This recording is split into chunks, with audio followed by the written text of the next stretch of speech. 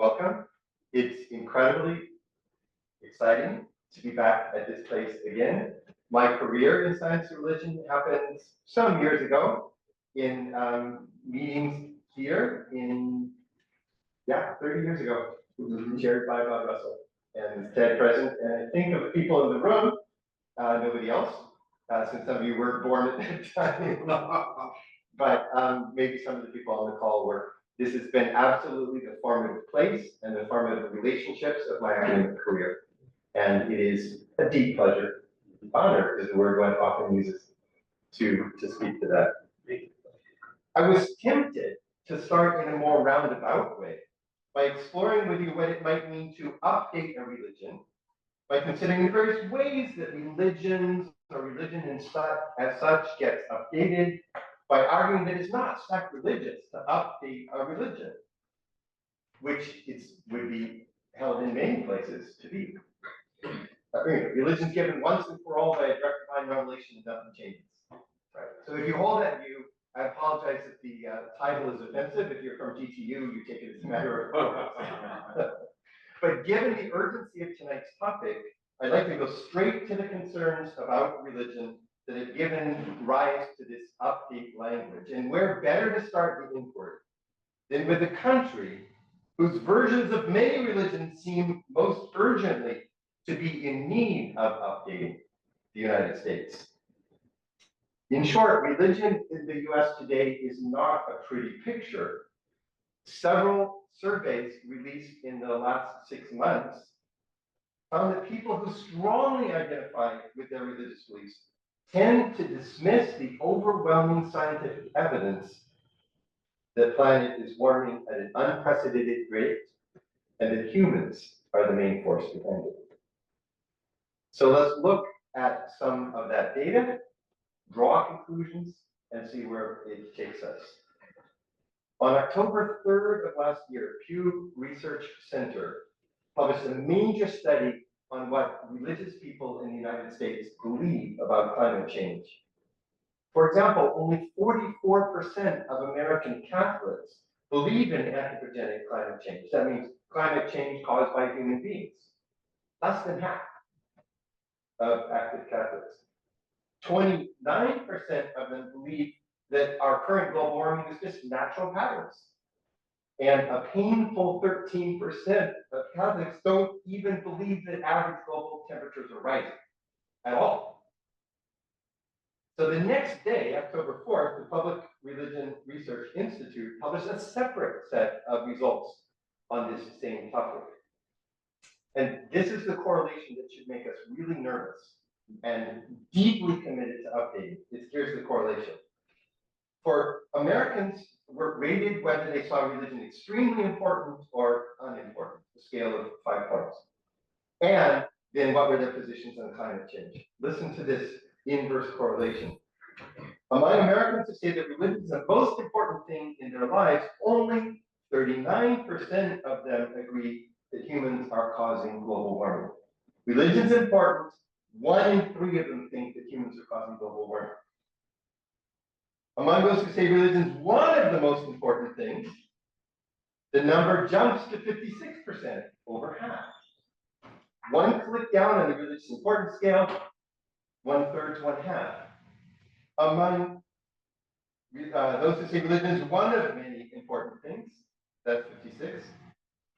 Of the people who said that religion is not as important as other things, 2/3 of them say that humans are causing climate change.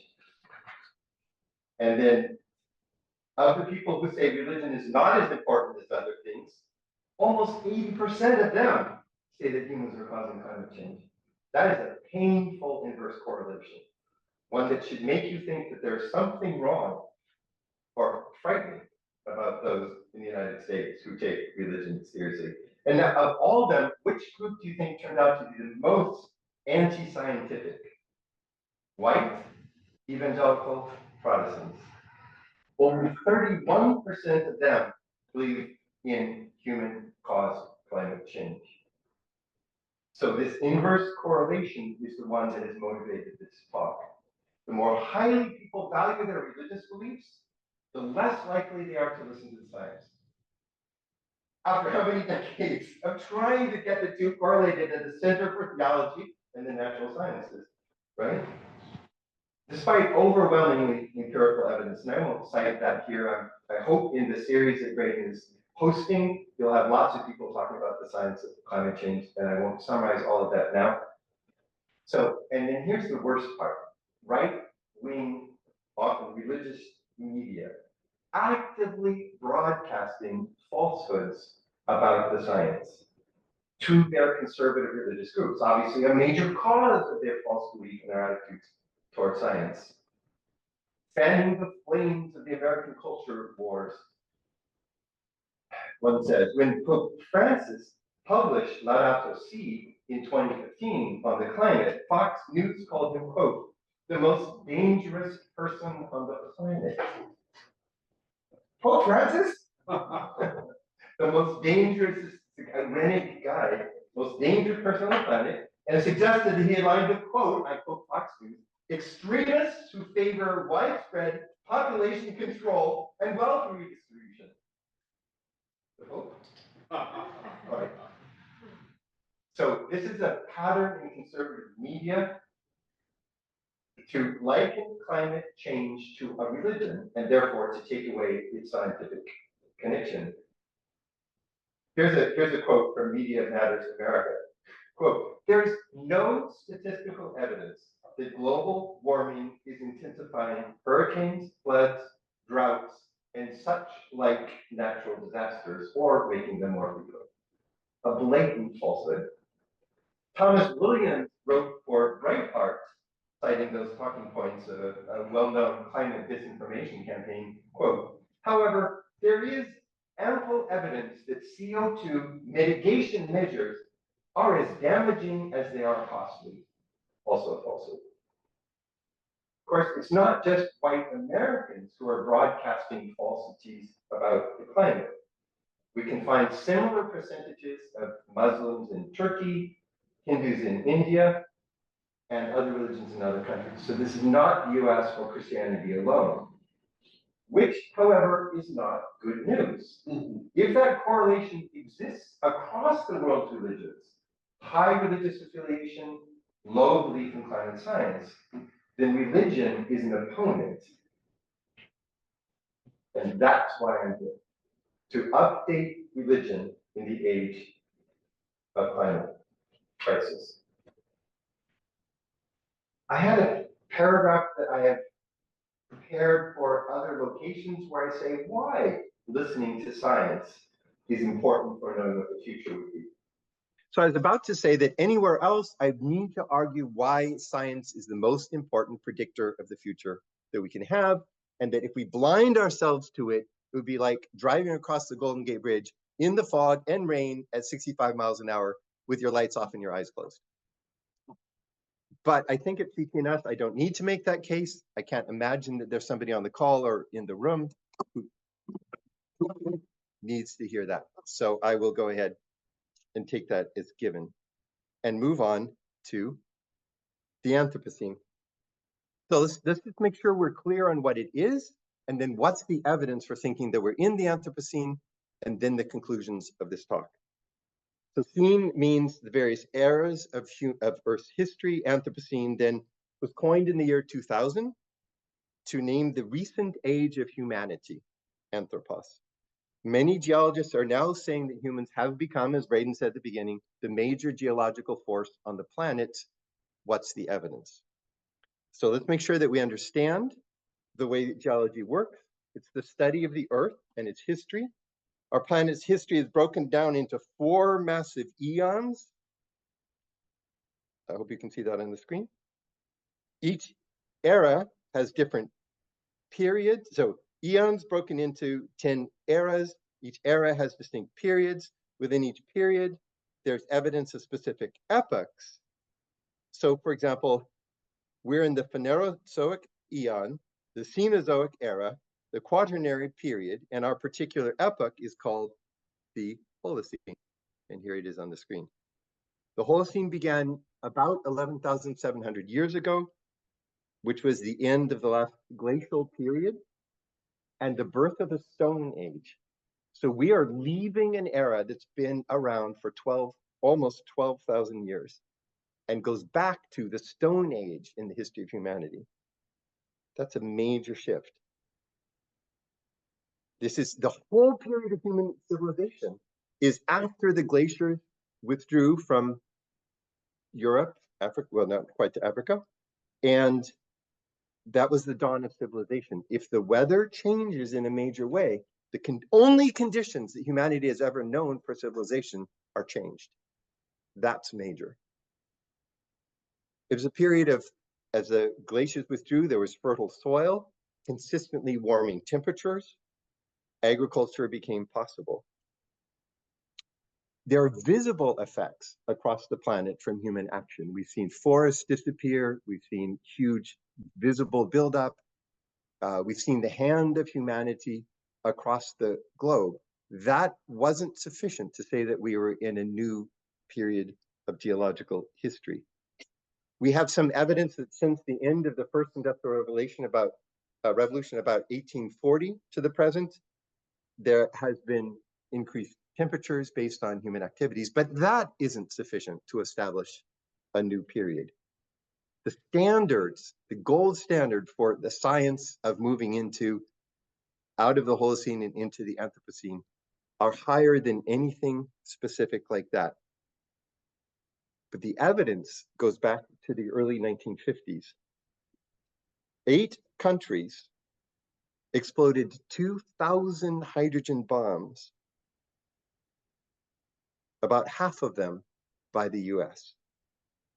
A single nuclear warhead detonated by the United States on an atoll in the Pacific Marshall Islands, this one in 1952 on the screen, produced a blast 700 times more powerful than the bomb that the United States dropped on the civilians of Hiroshima and then shortly thereafter, Nagasaki. After thousands of these explosions, radioactive trace elements are found at virtually every place on the Earth. Top of Mount Everest, deepest bottom of the ocean. And even that isn't sufficient for geologists to declare a new scene. What happened? It's a great story, actually. A little lake about an hour west of Toronto called Crawford Lake happened to have a very particular structure that as sediment settled to the bottom twice a year, it settled onto the clay at the bottom, and then other sediment came on top of it and hardened, creating a more or less impermeable, like a glass case between the sediment twice a year, tracing back for almost 1,000 years.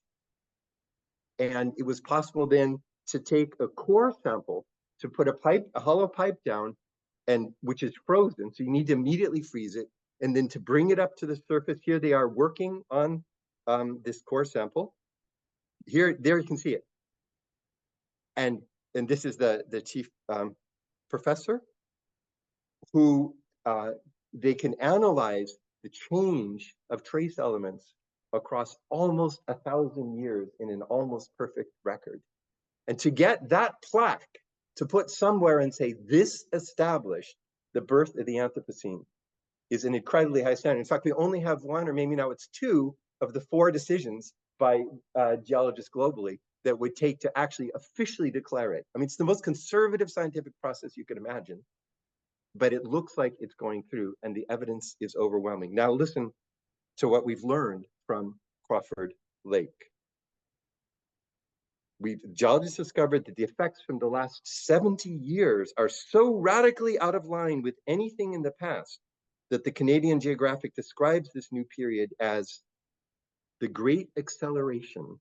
This is a quote. That's the period after the Second World War when human activity began to overwhelm Earth's operating systems.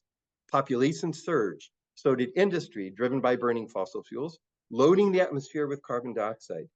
Add to that plastics, nuclear tests, nitrogen-based fertilizers, and species depletions. Professor Waters, a geologist at University of Leicester, writes, when you combine these data points and read the stories they tell you, they show you that there is this very significant and very rapid change to the environment in a very short period of time. this is fascinating science, by 1950 or so, a rapid dramatic increase of carbon-based particles showed up from industrial processes. And now these are one by one what you can establish from the science, including coal-fired steelmaking in a nearby Hamilton foundry, a rapid rise in plutonium from nuclear testing, a change in nitrogen isotopes from fertilizer use, and the chemical fallout from acid rain. It's like a crime took place and the detective was able to find or the team, the SWAT team or whatever they are, absolutely clear proof of everything that the criminal did in the home during the murder or whatever. Caught by a core sample and saved by the particular geological features of Crawford Lake. In short, about 70 years ago, the 12,000 years of the Holocene epoch ended.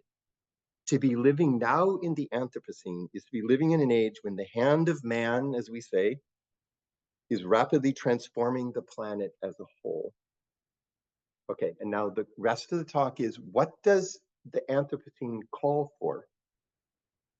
What does it mean to be human beings consciously planning how we live, how we do our politics, how we plan for the future in a new geological era?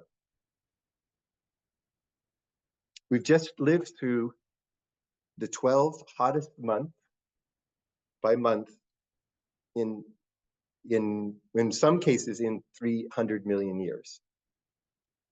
The last 4 of those months had an average temperature 1.5 degrees Celsius or more above pre-industrial levels. The standard set by the Paris Accord was 1.5 degrees. We need to stay under that limit. Now, because of 4 months doesn't mean we won't drop below, especially as we go from El Nino to La Nina patterns. But for the first time, we've been above the Paris Accord threshold. The data is so insane. Just look at the beginning of this year, by the way. It appears in the New York Times, the climate section, it seems like several times a week. Climate scientists are struggling to find words for what this means. Quotes, the terms include staggering, unnerving, mind-boggling, and my favorite, absolutely gobsmackingly bananas. A very firm scientific term that I'm sure they learned at Harvard. In short, humans are having massive geological effects around the planet. Global greenhouse gases at their highest level in 4 million years. Average temperatures are higher than before since the Stone Age. There we go. Ecosystems are rapidly being destroyed by climate change and human encroachment. We had new data about reaching a tipping point in the Amazon, just in a study 3 days ago. And species are going extinct at a faster rate than in hundreds of thousands of years. That's science. That's the data. It's the first time in human history that humanity has faced a truly global challenge of this kind. To respond appropriately, 2 things are required. First, we have to grasp that now literally we have the whole world in our hands, like the children's song we used to sing. That we've got the whole world in our hands, which is not an encouraging place to be. I wish it was a god, right? And not humans. And secondly, we need to understand exactly what science is telling us. We need to know our situation in intricate detail, and then thinking about it and acting appropriately. As Dreitzek and Pickering put it, this task requires the capacity to rethink what nature means, embodying that capacity in institutions, and using that capacity to shape environmental policies that cultivate conditions for flourishing into the future rather than returning to the past. I don't know a single more concise formulation of the task that humanity faces than this one. The climate scientist Zeke Hausvater emphasizes that progress is possible and despair is counterproductive. And I'll just let you read through this one rather than my reading out loud. It's the positive signs, ending with the words, eventually we can stop it entirely. And he adds at the end of the article, We are far from on track to meet these climate goals. Much more work remains, but the positive steps we've made should reinforce to us that progress is possible and despair is counterproductive. Despite the recent acceleration of warming, humans remain firmly in the driver's seat, and the future of our climate is still up to us to decide. My favorite climate statement, Greta Thunberg, was asked at one point, "You're fighting to keep temperatures under 1.5 degrees Celsius. What will you do the day that scientists announce that we're now at, say, above 1.5 Celsius, above pre-industrial?" She looked him right in the face and she said, "I'm going to fight to keep it under 1.6. That's what this says. There's no point when we just fall off a cliff.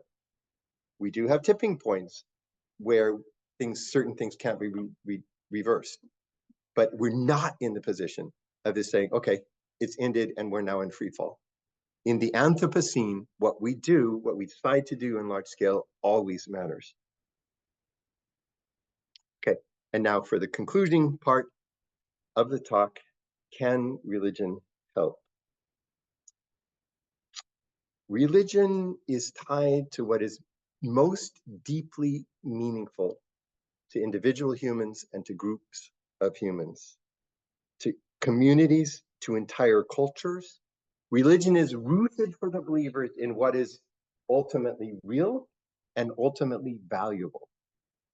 Religion has been a motivator for action across human history, perhaps unlike any other single cause. We cannot underestimate its power. We did an event, I can't remember whether Bob was present, but we did an event at the World Parliament in Melbourne, Australia in 2006, I think. And there was a Nobel scientist who had won the Nobel Prize, and he gave his keynote, and he walked to the front of the stage, and you could look out, and there were about 600 religious leaders with like all kinds of colorful garb and looking very much like world religious leaders. And he said to them, "I'm not religious in any way, but I've been traveling the planet for the last 10 years since I won the Nobel, presenting the data about climate change and encouraging people to action. And I realized that the numbers aren't changing people's views. But you are religious leaders. You are more powerful in getting your followers to act decisively and often altruistically because of the beliefs that they hold and that you help them to lead. You lead their community. Would you work hand in hand with me? Could you help motivate people to act in ways that are consistent with the scientific data?" And I sort of feel that at this point in the talk, when I turn from the science to what could religion do, if it's updated, if it's on the side of reasonable behavior in terms of the science, that I would want to make the same plea. I wish I had a Nobel Prize and could stand in the front of a stage with thousands of people listening. But hey, CTNS is the next best thing. And we should also add that some of the most atrocious behaviors in the history of humanity have been done by religion. And I don't need to mention anything in the world around us to convince this audience that that's true as well. So religion's relationship to the environment is two-sided, as much as the use of religion as cause and grounds for war, killing, and other forms of abuse. But there is a potential there. There are resources that humans can use. I'm going to start with a papal letter released in September of 2023 from Pope Francis, challenging the, quote, irresponsible lifestyle of the world's wealthy, chastising those who are undercutting efforts to address the climate crisis or to deny its existence. Here's what the Pope wrote. Despite all attempts to deny, conceal, gloss over, or relativize the issue, the signs of climate change are here and increasingly evident. No one can ignore the fact that in recent years, we have witnessed extreme weather phenomena, frequent periods of unusual heat, drought, and other cries of protest. He summarizes the scientific data. The leader of the world's Catholics and symbolically of many of the world's Christians. And he continues prophetically, our responses have not been adequate. While the world in which we live is collapsing and may be nearing the breaking point, we need, quote, lucidity and honesty in order to recognize in time that our power and the progress we are producing are turning against us. And what's wonderful about Pope Francis's second encyclical on this topic, or pastoral letter, building on Laudato Si from 2015, is it's not just addressed to Catholics. I mean, it was very significant that Laudato Si was addressed to all of humanity on behalf of all of life on the planet, and written from the head of the Catholic Church. He's calling all spiritually motivated people around the world, from whatever religion they may belong to or none, to protect and to help to restore ecosystems. If religious leaders speak out strongly for creation care, motivating the billions and billions of people who pay attention to their words, that really can make a difference. Think of it as a movement of spiritual ecology, which could be decisive in bringing about a more ecological civilization. Bill McKibben, founder of 350.org, wrote recently, "The work of spiritual leaders around the world may be our best chance of getting hold of things. Yes, the engineers have done their job. Yes, the scientists have done their job, but it's high time for the human heart to do its job. That's what we need this leadership for." This is the point when I have a section, it's not inappropriate for religions or theologies to learn to speak to their particular age. And again, for a GTU audience, I don't think I need to make that case. I'll just say that I made this presentation to a theology faculty in Great Britain, and I think it would be better not to mention which theology faculty it was. And when we had the dinner afterwards, I was told it was inappropriate to ask religions to begin to address this issue, because we really needed to go back and remember what the core of Christianity is, which of course is St. Thomas Aquinas, plus a few thinkers a few hundred years before and not very many afterwards. And that this entire thought of updating religion is wrong-headed, and the Pope is not speaking out of the heart of the Christian tradition and is doing damage. So in some places, or perhaps in many places, one has to defend this double negative. It's not inappropriate for theology or for religion to speak to the most burning issues of our age. But I think at the GTU, I can skip over that. I want to turn instead to eco-theologies and eco-spiritualities. And this, my thesis in the closing part of the talk is simple. We really can update the religious traditions to respond to the defining features of the Anthropocene. I would say humanity's most precarious position since the Stone Age. The greatest threat to the first time we've had a global civilization, modern civilization, whether you say it started with Pico della Mirandola in 1422, or with the great century of Venice, or with Descartes' Cogito ergo sum, wherever you started, 1400 to 1600, up to the present, has become the first global civilization, not only culturally, though sadly the cultural center seems to have been Hollywood and Bollywood, but socially and economically. So we are economically interdependent in ways that humanity has never been before. So a loss of this civilization would not be the same as the loss of the Mayan or the Aztec or the Roman or Byzantine Empire civilizations, because we are interdependent economically in a way we've never been before. To address that, I'm arguing there are two powerful resources. Let the term eco-spirituality refer to all the attitudes and practices that arise where religion or spirituality meet ecology. Just take it as a broad heading. Religion, practices though, attitudes, habits of the heart. And then I understand an eco-theology or an eco-worldview to be the place where religious belief and ecological insights come together. I want to say just one word about eco-spiritualities, and then I want to really focus in the conclusion of this talk on eco-theologies. Mark Wallace writes about eco-spirituality, one of the major books in the field, and he says the global environmental crisis, quote, is a matter of the heart, not the head. So again, the spirituality side. We no longer experience our co-belonging with nature in such a way that we're willing to alter our lifestyles in order to build a more sustainable future. Look at the logic of that sentence. Co-belonging with nature, but the experiential side of that in a way that leads to lifestyle change for a sustainable future. Which that's a paradigm statement of an eco-spirituality.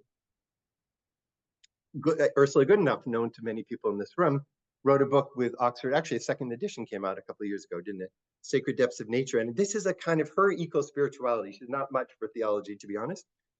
She says, as a cell biologist, I experience the same kind of awe and reverence. So there's the experiential side. When I contemplate the structure of an enzyme or the flowing of a signal transduction cascade, as when I watch the moon rise or stand in front of a Mayan temple. And my favorite 4 words from Ursula, same rush, same rapture. It's a very experiential, right? So that would be her approach to eco-spirituality. And then many poets, this is Hafiz, the Sufi poet, they're brilliant eco-spirituality over the centuries that you find in multiple traditions. Leave the familiar for a while. I love this one. Let your senses and bodies stretch out like a welcome season onto the meadows and shores and hill. Open up to the roof. Make a new watermark on your excitement and love like a blooming night flower. Bestow your vital fragrance of happiness and so forth.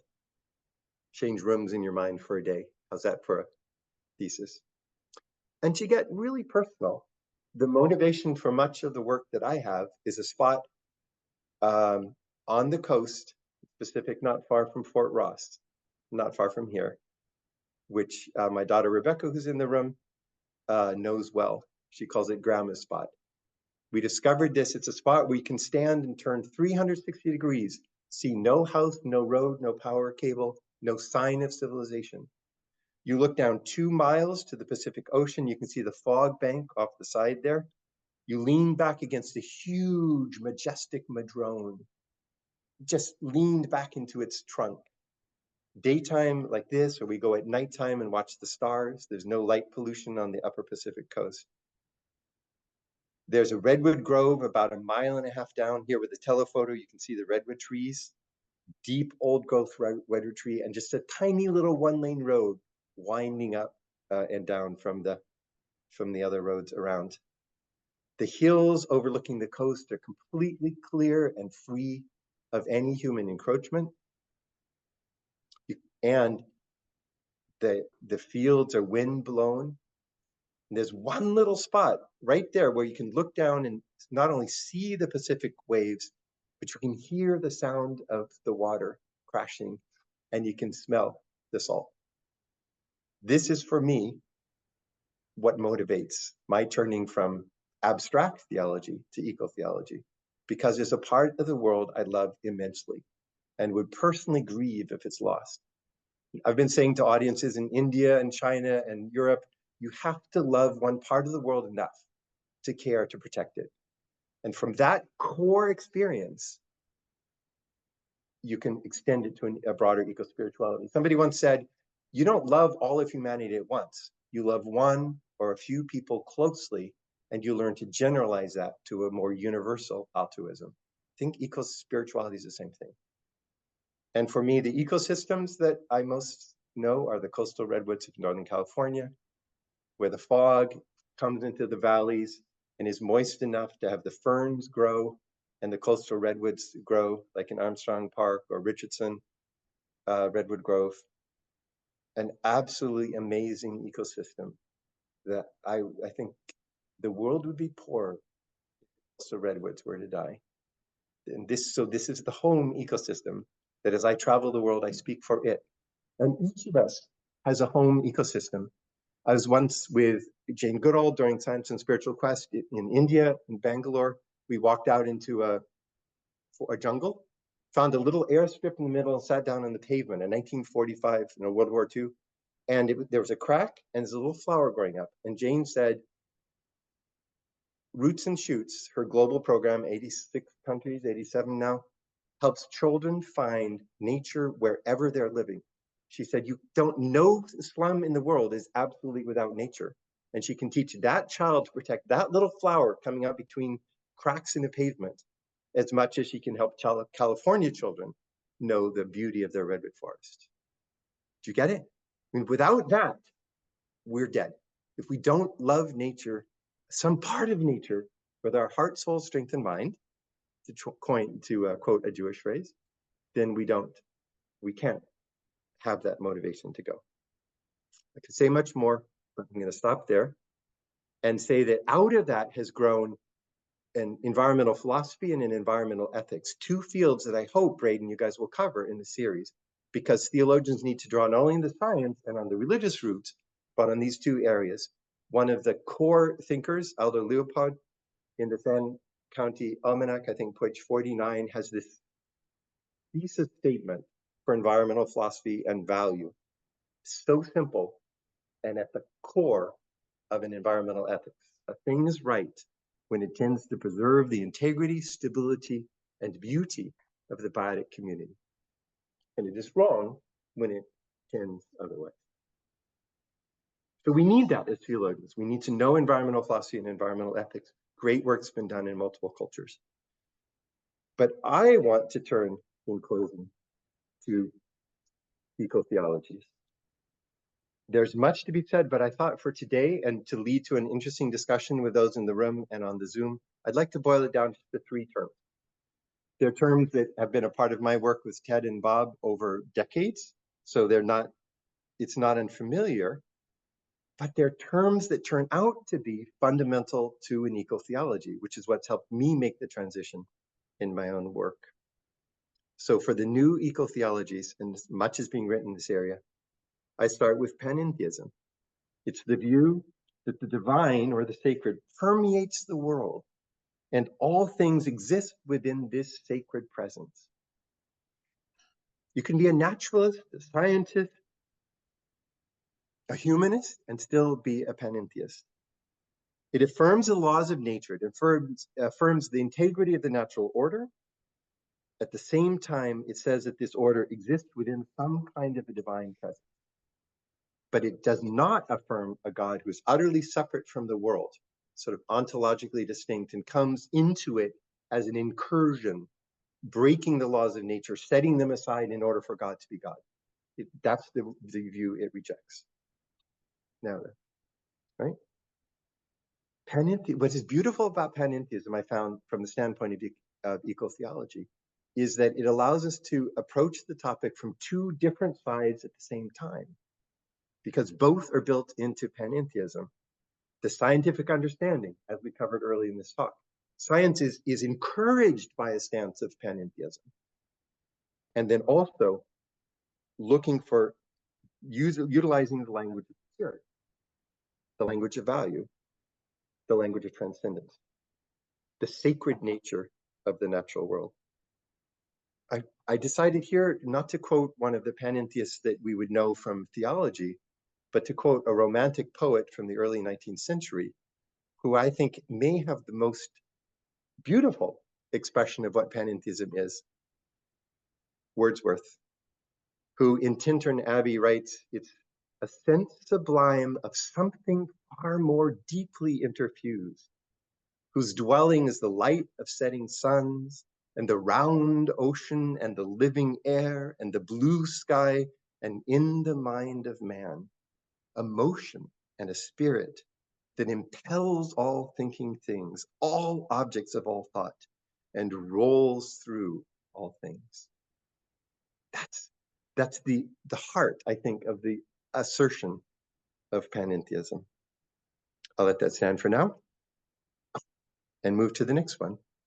Emergence. We fought this with philosophers and theologians and scientists for decades in the work. And now, assuming we were right, for a strong emergence, it means that we have a way of understanding ecotheology on this basis. I'll just say a word about it. It's a world that reflects the divine in different ways at different levels of complexity, studied by different sciences across the spectrum. Life developed from simple prokaryotic cells to eukaryotic cells, became multicellular. Cells took on different functions. The complexity of life forms increased over time. aquatic life moved onto the land, involving new forms and structures, adapting to its environment in new and often surprising ways. As the dinosaurs died out about 65 million years ago, these little mammals had more space to grow into and became more complex. And we've traced that lineage from the little mammals to the genus Homo, eventually to Homo sapiens. The core premise of modern biology is that in all these different lineages, living beings have a common origin. And as complexity grows, the kind of terms that we need to understand them become different. As you develop a central nervous system, a primitive reptilian brain, a more complex brain like bonobos or chimpanzees, and all the striations and layering of the human brain with its 10 to the 11th, roughly, neurons and 10 to the 14th neural connections. You have emergent phenomena, the dream of world peace, Shakespeare and Wordsworth, Beethoven, Bach, Mozart, and K-pop. All right, never mind. I'm trying to show the increasing complexity and beauty of the history of music. So this is a common lineage of all things, which leads to a science that has that kind of understanding to it. Brian Swim and Thomas Berry put it this way, as they think about cosmic evolution. The important thing to appreciate is that the story is told here is not a story of a mechanistic, essentially meaningless universe, but the story of a universe that has from the beginning its mysterious self-organizing power. That's emergence. And later, we don't know what mystery awaits us in the very next moment, but we can be sure we'll be astonished and enchanted. This entire universe sprang into existence from a single numinous speck. Our origin is mystery. Our destiny is intimate community with all that is. And our common species aim is to celebrate the great joy which has drawn us into itself. That's a theology of emergence. Now, it has different forms. Some people don't like theirs as much. Others of us have different views. But that's a type of reflection that would be fundamental to an ecotheology under this theme. And I'm going to close now, 15 seconds before the time I was given. So I'll be over by a minute, if that's all right, Braden, which is interdependence. And that is what we've learned from the sciences of ecology. Ecology is the science of interdependence par excellence. It's the study of the interdependence of organisms, both in evolutionary, so diachronic, but also in the moment in a single ecosystem, so synchronic. Since I'm going to skip all the science that I was going to put down, I'll just take one example. The shaking aspen, actually, I was talking to a friend who's on the call today about this. It's shaking aspen in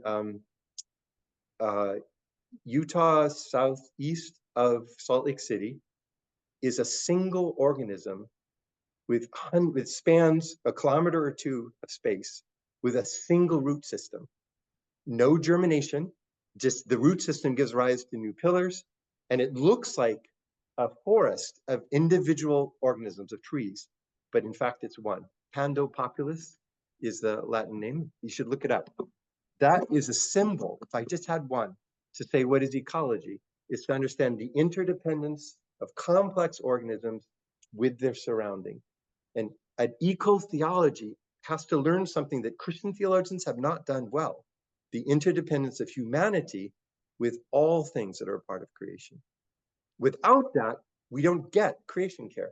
It doesn't seem important unless we recognize that we are not the kings and queens who stand lofty and safe above the rest of this merely biological creation, because we have spirit and no one else does, no other living thing does, but rather to see an ontological, metaphysical, axiological, so value-based interdependence of all living things. And creation can never be focused on one species or organism to the exclusion of the others.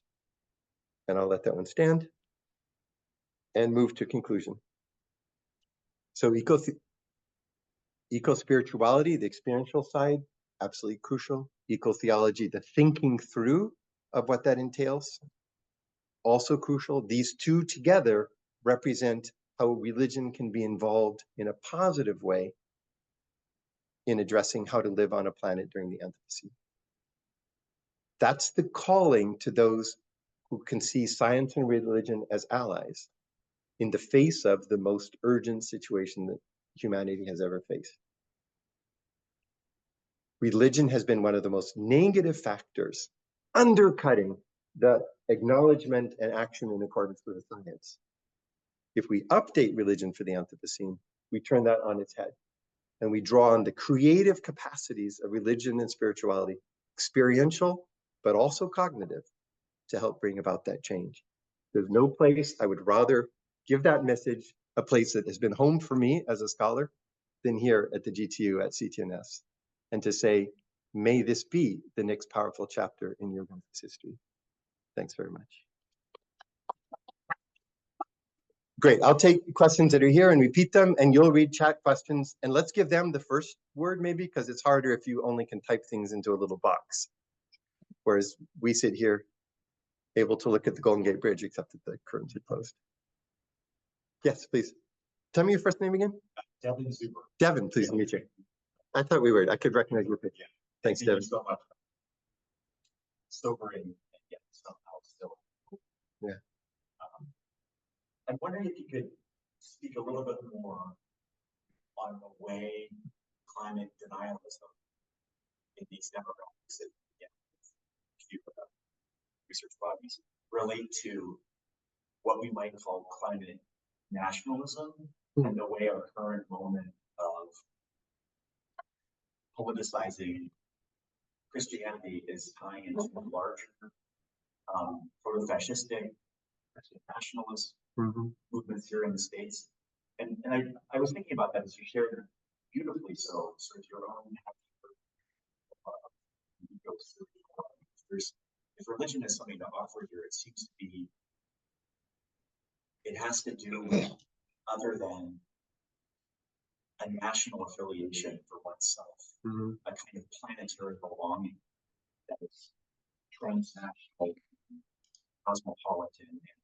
So how might that look or work in the current crisis or political crisis? We're also, it's all entangled. So I want to hear you. I love your a little question. more about climate nationalism. Yeah. So the question is about, in case you couldn't hear it in the Zoom group, about the turn of religion from a broader function in a positive way for the world to more and more narrow religious naturalism, particular groups, particular political positions, particular ethical positions, and a religion is turned in service of that, or in service of violence in related cases.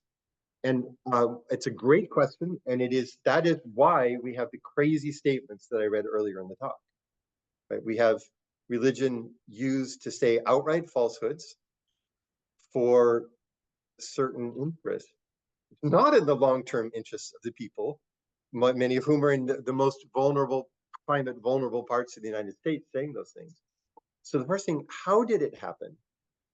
Religion got co-opted by political forces or particular ethical causes, and there wasn't a counterbalancing call to the long-term goods that the religion's associated with.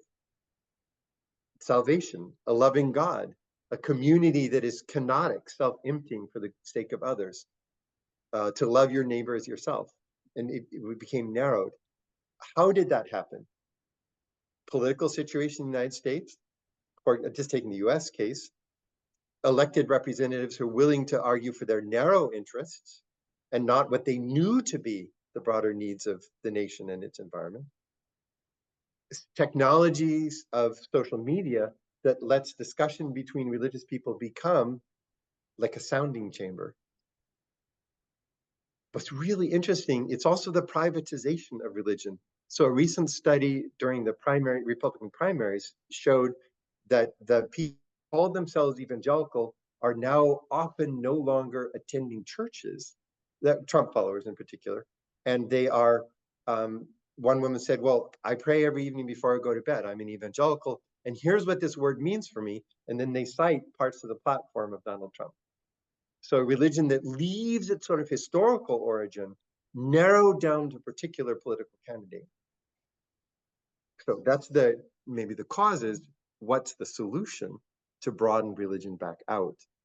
And I guess I turn that question, which is really the important one, back to you and the people on the Zoom call to say, what is it that would turn religion back to a broader sense? This is not just Christians in the United States.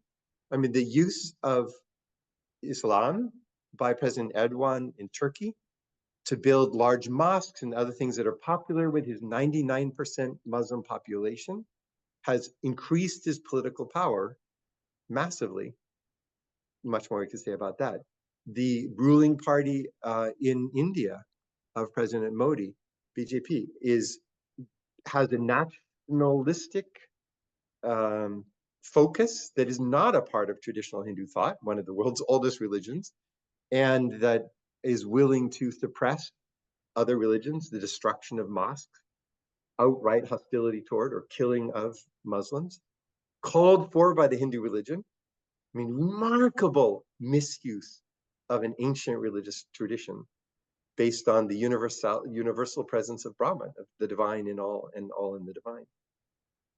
So how does one turn, when religion's been co-opted by power interests, how does one turn it back to its origins and to its essence? And I'm going to pause there and see if there are any comments that you guys have or in the chat about that. How would you answer your own question? I wish we had a roving mic. I could bring mine in for others. No, unfortunately, the people on Zoom are. Okay, good.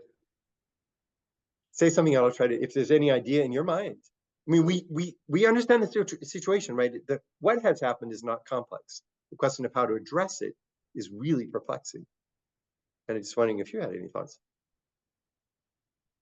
It's very depressing and discouraging because I think it, for me, instigates an anatomy of the failure of sort of a progressive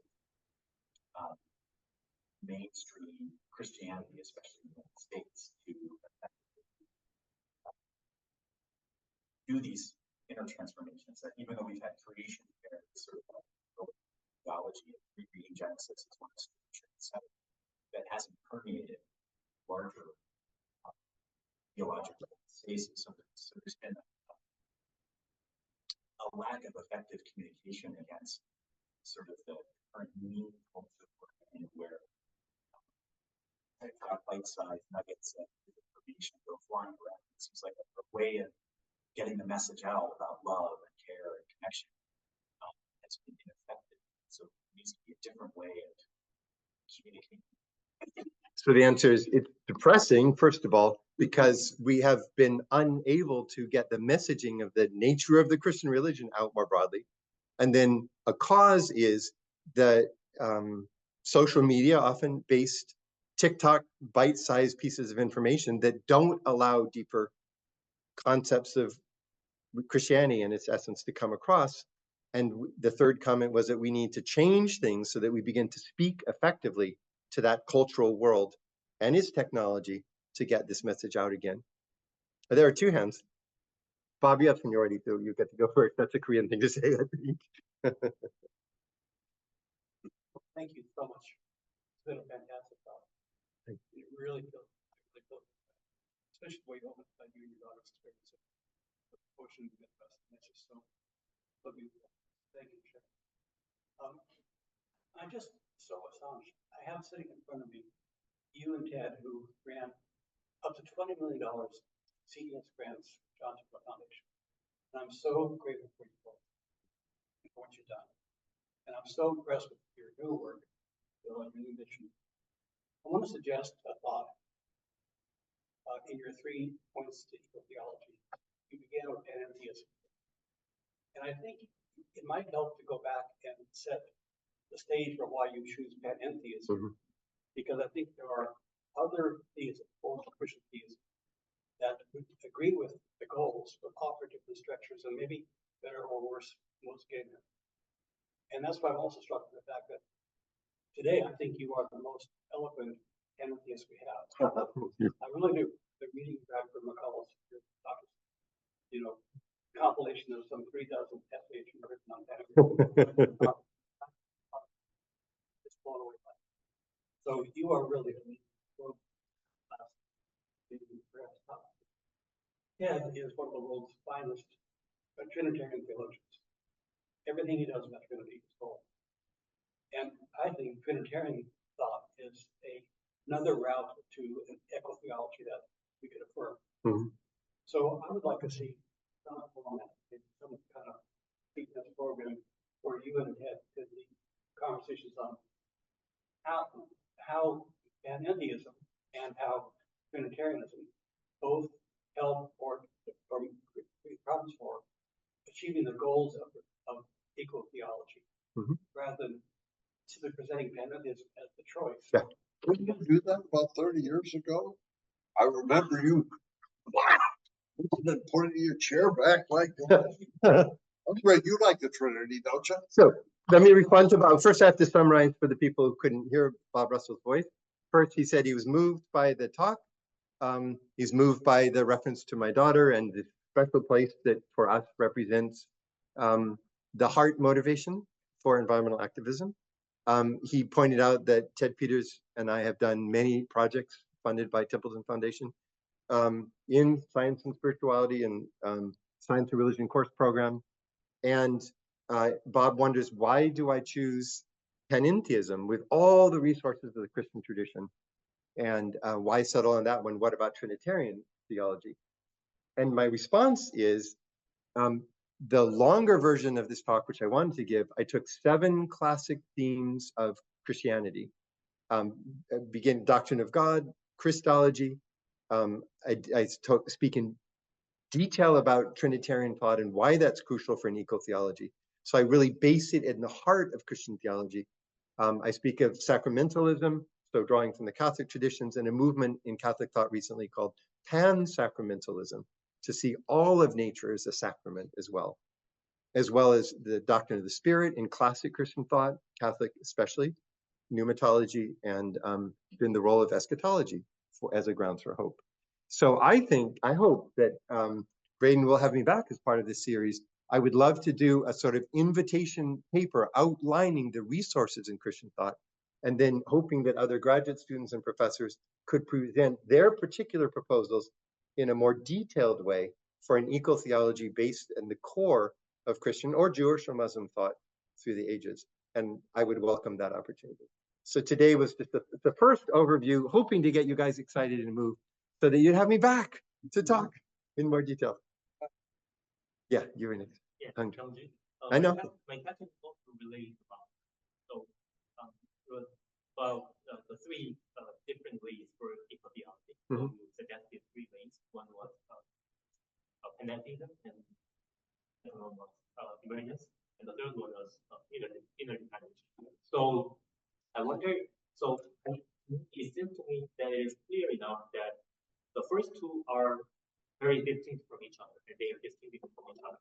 So, for example, the second one, the first one is the panentheism. The emergence could be derived from, for example, like Bob said, Trinitarian theology. But about the third one, I'm a little confused about it, because different from the first 2 ones. The third one is not from the first 2 ones. So, for example, interdependence to me is supplementing both of them. But what was the verb? Is supplementing. Thank you. The first 2 ones, but it is not to me. It is not distinguished from the other 2. So nice. I was a little confused about it. So to me, the first two options were distinct from each other, but the third one is kind of supplementing both of them. So am I understanding correctly? Yeah. No, I like that comment. So Hangju points out that when I get to the ecotheology, I just give these 3 terms. He cites again panentheism, emergence, interdependence. He points out that panentheism and emergence are different, so they're separate concepts. But interdependence seems to be, is this fair? It supplements them, but it's not different from them. That if you have the first 2, you already have interdependence. And conceptually, Hangju is right. So no questions. I think the point is accurate. I stress interdependence because people can think about panentheism as a fusion, a connection of the divine and the natural world, not fusion, but that they can be viewed theologically and they can be viewed in terms of the natural world, and both can be affirmed at the same time. And with emergence, each step is connected with the following step, but there are different ways of explaining the natural world. I think it is important to emphasize interdependence as its own theme, because we have done discussions of ecotheology without deeply immersing ourselves in the sciences of ecology. The sciences of ecology teach interdependence as I would say no part of biology has done so clearly before. In Darwin, we had lineages, but it was not quite, I mean, there was general principles, natural selection, random variation and selective retention from the environment, but that's not the same as a thoroughly ecosystem-based understanding of all of biology. So for example, the idea of the survival of the fittest focuses on the sort of alpha characters, but not on the fundamental role of cooperation. I remember it was during the years we were doing FF2, and no, just after that, and Martin Nowak, we were working with, and a mathematical biologist at Harvard, got the cover of Nature in 2006 for arguing that cooperation was fundamental if you model the history of biology mathematically. So I think that we need to slow down, almost maybe, I should start with that one. Interdependence as a theme, where as a principle for the natural sciences, social sciences, and a principle for theology, and then look at the way that theistic language and scientific language can be harmonious without separating God or world, and then to talk about the different levels of explanation. But both of you together are making the point that that only then leads to an ecotheology if you then step into a particular tradition, do it Christianly, do it Jewishly, do it in an Islamic way, and see how it works out in the details. What's the God? What's the understanding of humans? And can you really make it stand when you go deep into theology, just as in this talk I went a little bit more deep into the science. So I welcome that comment. I think it's perceptive. Did I see it? You're saying, are you still waiting? Waiting. Yeah, so I saw Ted's hand and then we'll go to the back. Real quickly, there's a very detailed question in the chat. Okay, sure. Why don't we go to the chat? Because we should give them. Just want to summarize. I'm waiting for you to say. But there's only the ones. So Sandra asked a question that, as an independent scholar who takes climate science seriously, wants to maintain Roman Catholic deposit of faith, and wants to make a difference in national policy, what options are there to get involved? What organizations to partner with? Funding sources? How do we make a difference? How do people plug in? And so, if you couldn't hear Braden, he's quoting Sandra's comment in the chat. You know, basically, what can we do? What opportunities are there? So what I've been saying, and I speak various places, is begin with eco-spirituality, begin with a practice. And I think that there is a creativity and there's a concreteness in actually being involved in working to preserve or grow in a particular part of the ecosystem. So Rebecca works at a farm, organic farm in community gardens, there we go, in Berkeley. And that's a place where you're actually involved in producing. Help a school to build school gardens. A $12,000 grant, which are not that hard for a school district to get, will allow you to build on a school campus, K-6 campus, let's say, gardens. And the kids will start saying, I didn't know tomatoes grew out of the earth. And that's a kind of education that I think can be lifelong. So there's educational functions. Churches are getting involved in taking out unecological lawns and putting in vegetable gardens. Synagogues are doing that as well. And then distributing the food they grow outside, or just putting it available for homeless people to come by and to take some in food deserts. The use of church ground, it's huge. And then that'll get an eco-theology going in that. I also believe in the importance of community. There's a group in Monrovia in Los Angeles out of a particular church, and each one has taken their standard little bit of land that they have as in a small American home, and one is doing vegetables, and the other one put up fruit trees.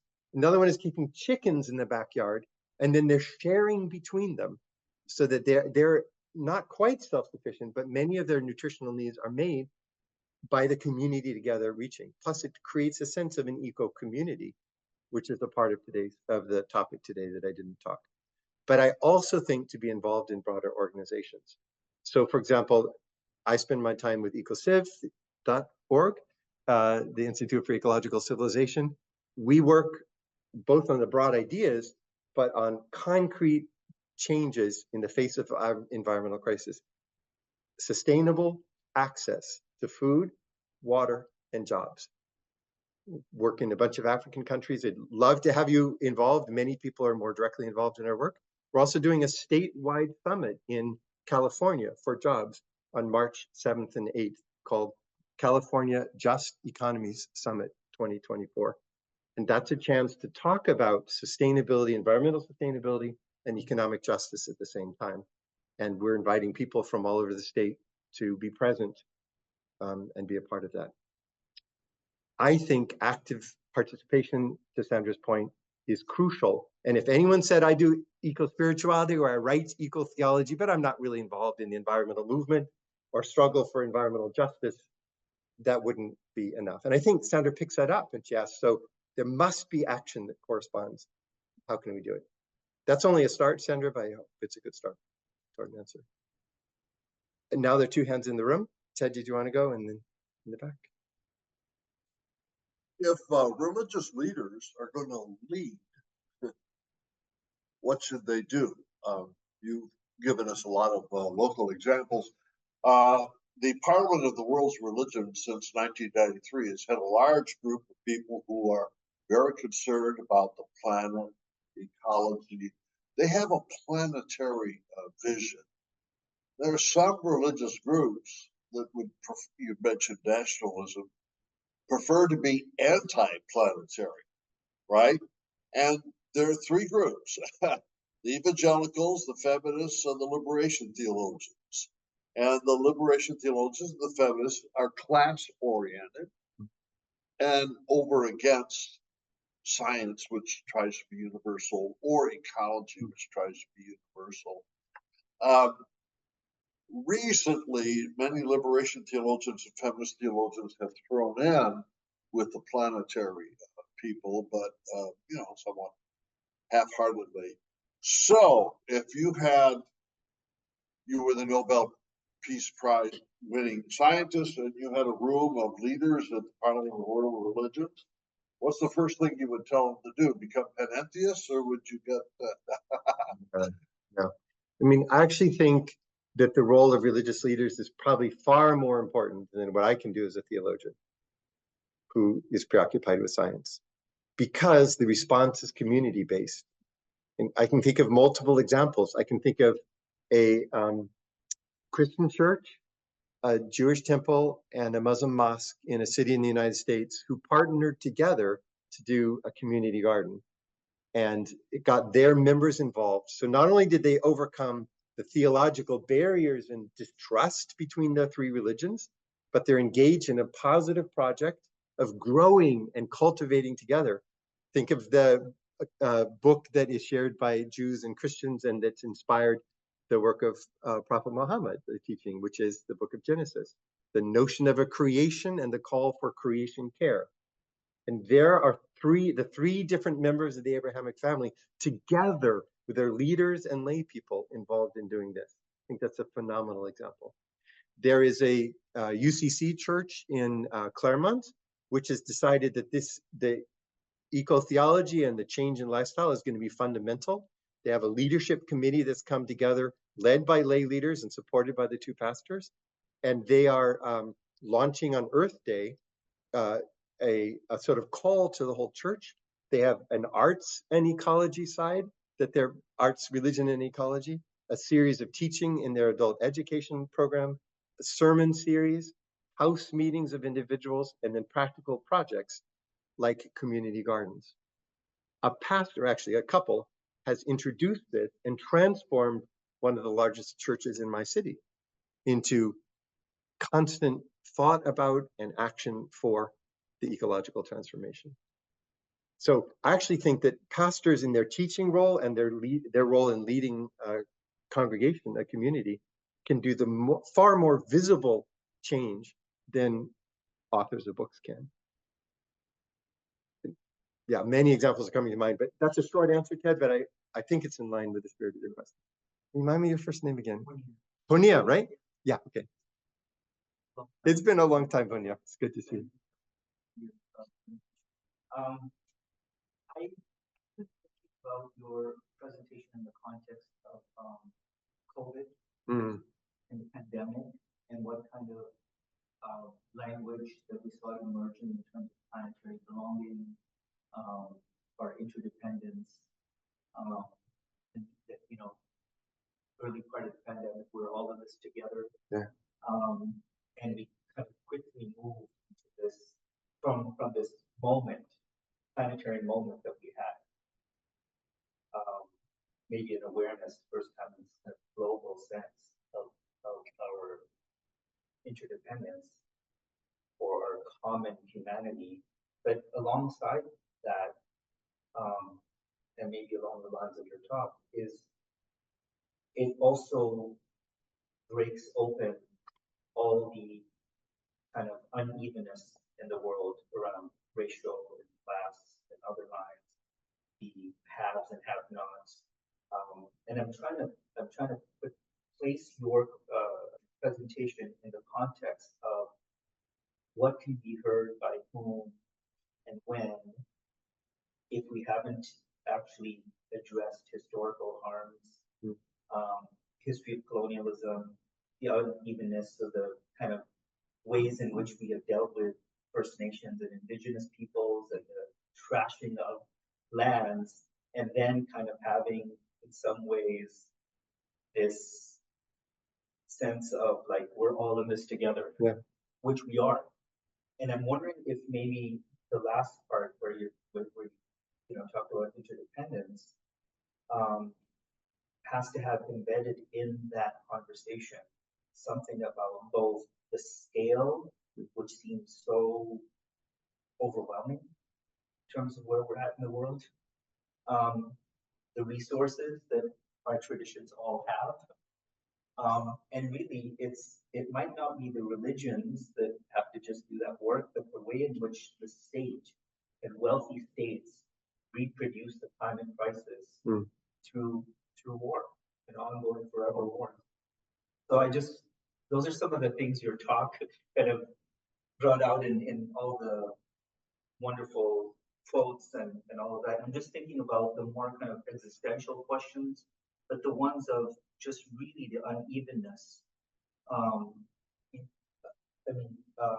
Devin talked about climate nationalism and white Christian nationalism in that context, and I'm thinking, well, yeah, there's a whole kind of racialized way in which these things can and can't occur. So I just wanted to put that both as a comment and maybe in some ways a question of just how uneven our world is between the haves and have-nots. That's a fantastic question. So Panir asks what he calls the existential question. He speaks of the opportunity we had at the beginning of COVID when people said the smog cleared from the skies and deer roamed into cities and freeways were almost empty, and there was a feeling of possibility, right? On the other hand, climate has brought out human racism and human violence more firmly, perhaps, than any other phenomenon. And Panir beautifully weighed the kind of opportunity that we talk about, and at the same time, the darkness of the human behaviors toward each other, the selfishness, the narrow-mindedness. And both those seem to be suddenly made visible by COVID and by this climate crisis.